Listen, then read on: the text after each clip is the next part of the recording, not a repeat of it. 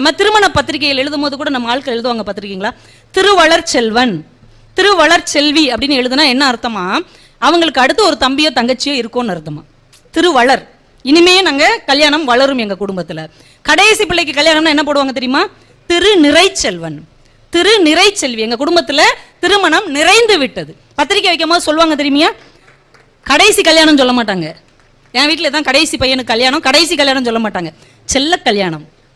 என்ன அழகான வார்த்தை பாருங்க, செல்ல கல்யாணம் நாங்க பண்றோம்னா அவங்க வீட்டில் அதுதான் நிறைவான திருமணம்னு அர்த்தம். எங்க பக்கங்கள்ல எல்லாம் அந்த நிறைவான திருமணம் இருக்கு இல்லையா, கடைசி பிள்ளையுடைய கல்யாணத்துக்கு இலையில கோயில்பட்டி கடலை மிட்டாய் வைப்பாங்க, அதுதான் ஸ்வீட். அப்ப எங்க வீட்டில் இனிமையோடு எல்லாம் நிறைவு பெறுகிறது என்பதற்கு அடையாளமாக அந்த கடலை மிட்டாயை வைப்பார்கள்.